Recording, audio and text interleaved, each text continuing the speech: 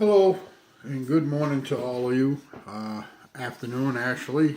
I want to talk to you a little bit about forgiveness today. I'm going to read from the Bible in the book of Luke, chapter 23, in verse number 34. And it says, "Then said Jesus, Father, forgive them, for they know not what they do. And they parted his raiment and cast lots."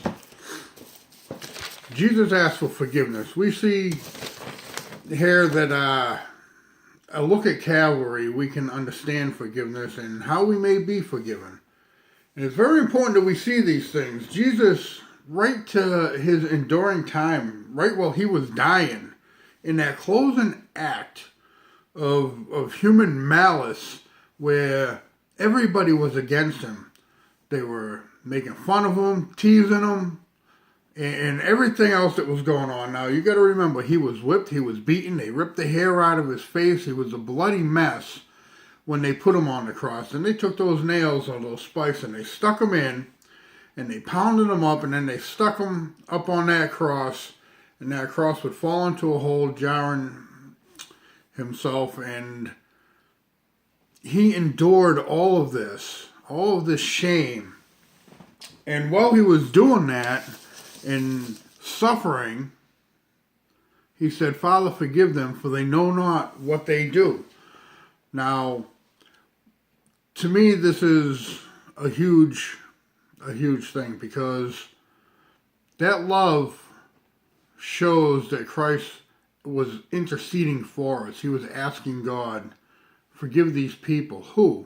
The Roman soldiers who put him on the cross, the political leaders, the religious leaders that were there in Jerusalem, the crowd gathering around.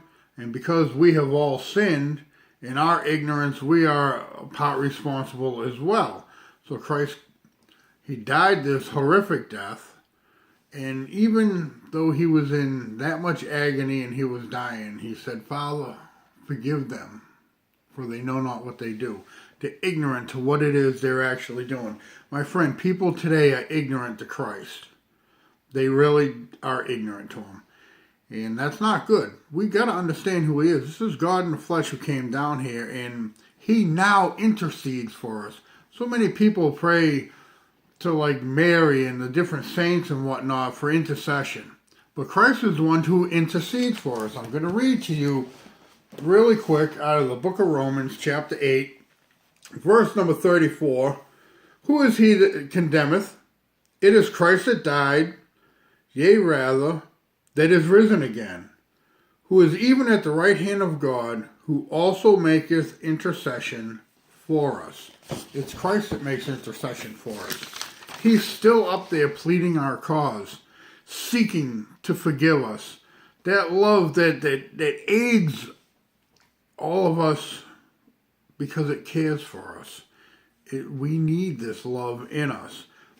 So we see that the Lord prayed in love for forgiveness directly from the Father, so that we can be pardoned of the murder of his Son and the guilt of sin altogether. And this forgiveness is a wonderful thing, because without having that forgiveness, we're on our way to hell. We need Jesus Christ, because he died in our place. He took the penalty of that sin so that we wouldn't have to suffer that penalty. Now, you might say, well, I don't need anybody to do that for me. But the fact of the matter is, he did do it for you. And if you do not accept that, you will die in your sin, and you will be separated from God. Don't allow that to happen, my friend. Christ on the cross, while dying, asked the Father to forgive you. And you have great opportunities to learn more about him, because for no other reason except their ignorance, that grace alone could forgive. We don't need it from anybody else. And he prayed for an immediate forgiveness. Father, forgive them. Not forgive them later, but forgive them. Look at, if you go to Jesus Christ right now in prayer and ask him for forgiveness of sins, go to God, go to the Father. Father, forgive me of my sins. I believe that Jesus Christ died on the cross for me so that my sins can be forgiven and was raised again. And Lord, I pray that you would just put your Holy Spirit into my life and help me to live a better life for you. This is all it takes. The Bible says that whosoever calleth upon the name of the Lord shall be saved. That's it. It also says that there is no other name given among men whereby you must be saved. It is all Jesus Christ. He's the one who suffered that for you and for me. And I hope that you understand that, and if you have any questions, feel free to ask. This will be on one of the topics, obviously, on my page, and please subscribe. Have a great day. God bless.